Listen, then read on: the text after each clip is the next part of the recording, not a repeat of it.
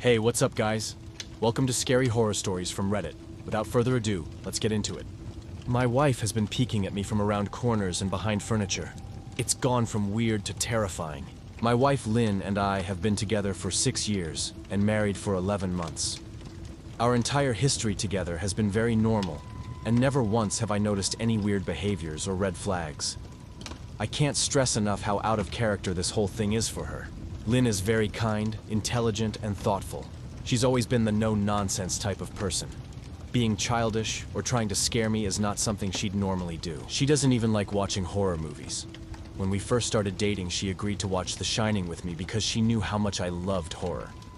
She was so scared that she didn't even make it through half of the movie before we had to turn it off. She isn't into anything creepy and has never been into pranks. It's just not her cup of tea.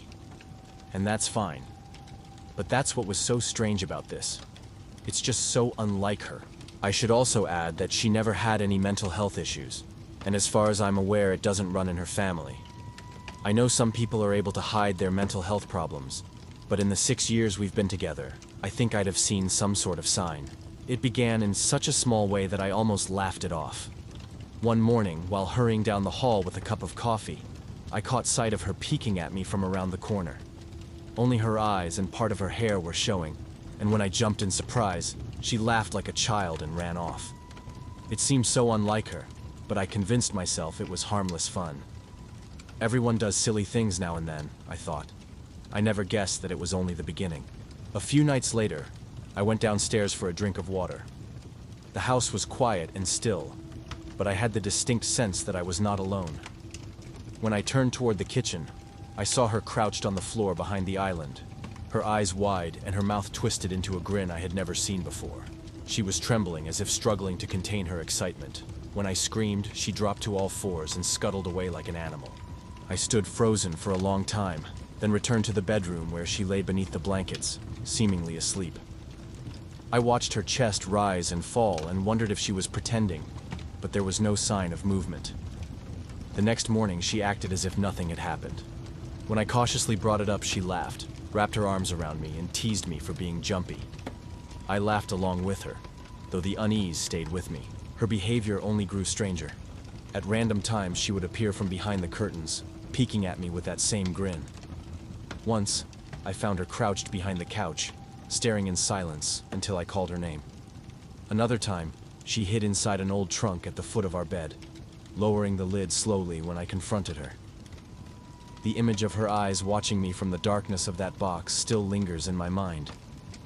I wanted to believe it was just a bizarre joke, but it felt like something else. For 2 weeks she stopped, and I let myself hope it was over. We went about our lives as usual, sharing meals and conversations as if the strange incidents had never happened. I felt the tension fading from my body and began to sleep through the night again. One evening, while watching television, I casually joked that she had given up her little game. She turned her head, smiled faintly, and said, "Maybe I've just gotten better at it." The way she said it chilled me to the bone. From then on, paranoia set in. Every time I entered a room, I checked corners, closets, and shadows. I hated that she had put me on edge in my own home, but I could not help it. The thought that she might be silently watching at any moment unsettled me constantly. Days passed, then weeks, without another incident, and I started to believe it had been a phase. I was wrong. One night, while showering, I opened my eyes to find her face pressed through the curtain. Her hair was wet and stringy, her makeup streaked down her cheeks, and her grin stretched unnaturally wide. We stared at each other without speaking until she slowly stepped back and slammed the bathroom door shut. My hands shook as I locked it behind her, and I pressed my back to the wall, breathing heavily. It was nearly an hour before I dared step out again. When I finally opened the door, the house was silent. I thought she had gone to bed, but then I heard faint moaning from the closet. I turned slowly, and through the narrow crack I saw her eyes watching me. Her grin was wider than ever, her body trembling like she was thrilled beyond control. Blood glistened on her hands as she held them beneath her chin, and I realized with horror that she was giggling softly. That was the moment I ran from the house without shoes or a shirt, desperate to escape. At my brother Chris's house, I tried to explain what had happened. He listened, but the look in his eyes told me he thought I was exaggerating. Still, he offered me his couch, and I tried to sleep. Sometime before dawn, I woke with the feeling of being watched. When I turned to the window, Lynn's face was pressed against the glass, her teeth bared and drool streaking down. By the time Chris came to look, she had disappeared into the darkness. The next morning I called Lynn's mother, hoping for answers. She spoke coldly, as though she had expected my call, and told me to get professional help. There was something in her tone, something withheld, that unsettled me further. I hung up the phone, shaking. Chris agreed to go with me back to the house so I could collect some things. Neither of us spoke much on the drive. When we entered the house, the air was heavy with the smell of rot. We searched the rooms one by one, finding nothing at first. In the bedroom closet, however, we discovered a small collection of animal eyes, laid out in pairs along the shelf. Chris gagged and nearly vomited. My stomach turned and I felt faint. That was when I noticed movement beneath the bed.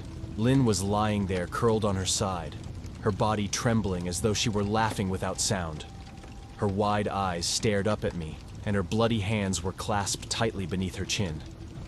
She rocked back and forth slightly, as though barely able to contain her excitement. I spoke her name softly, my voice breaking with fear. She responded with a low moan that sent shivers down my spine. As she moved, I saw fresh blood leaking between her fingers. When I stepped closer, she suddenly lunged forward and slashed at me with a shard of glass, cutting my arm. I fell back with a cry of pain, clutching the wound. Chris panicked, shouting for me to get away, but Lynn's attention had already shifted toward him.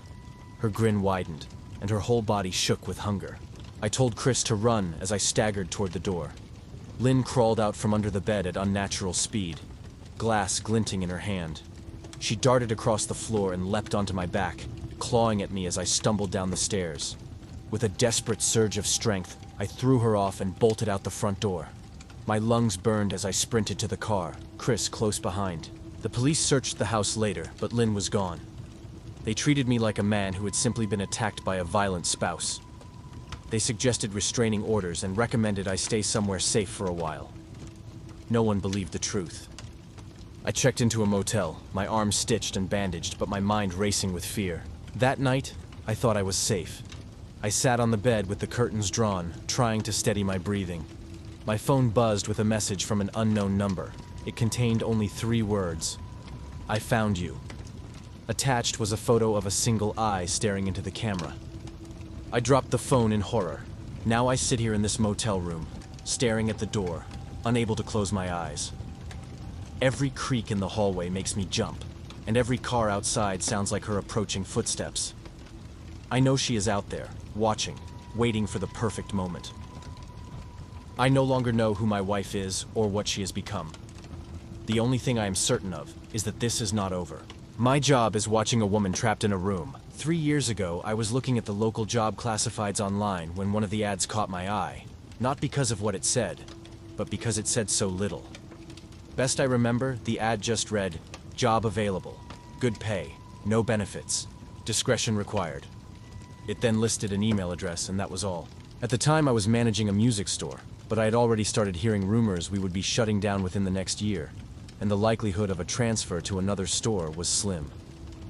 I had been morosely looking at job listings for the last few days, but this was the first one that stood out, if only because I was bored and it was weird. I sent an email.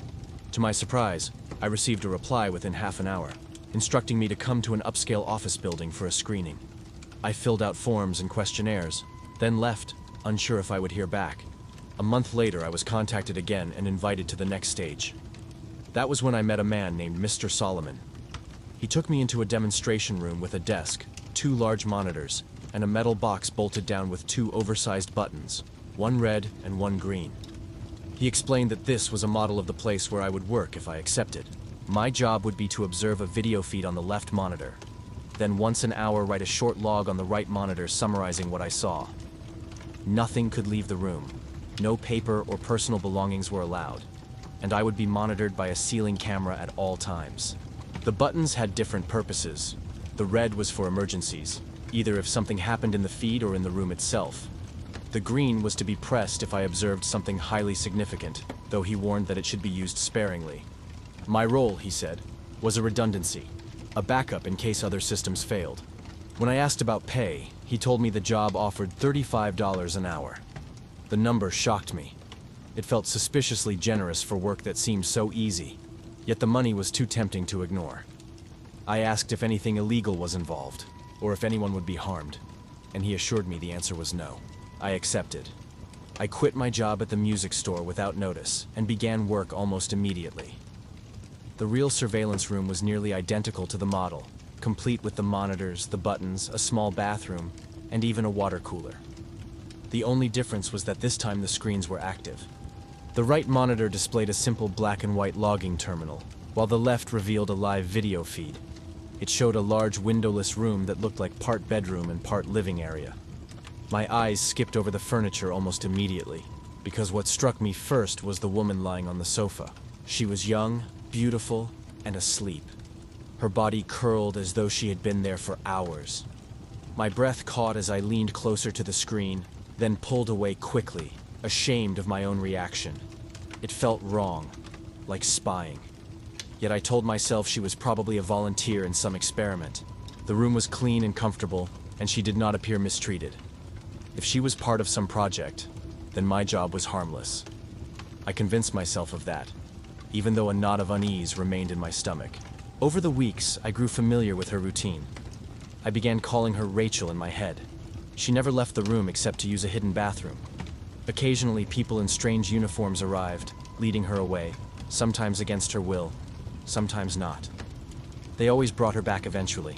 She was never visibly hurt, though she never looked happy. Most days she read, watched television, or painted, often with a calm expression that soothed me in turn. I began looking forward to her painting most of all. Rachel's painting style suddenly shifted, becoming sharp, frantic, and almost angry. Within 3 days, she produced 4 canvases and carefully placed them where the camera could see. The paintings showed a forest, a stone well, a lonely island house, and an old movie theater. At first, the swirling colors seemed decorative, but then I realized they formed words. Leaning closer, I read them in order. Please, help me, Thomas. Shock flooded me as I understood she knew my name, even though I had never spoken to her. At that moment, I realized the job was not harmless. Rachel was begging me for rescue, and I was the only one who knew. Thanks for watching. Don't forget to subscribe if you enjoyed the video and want to watch more.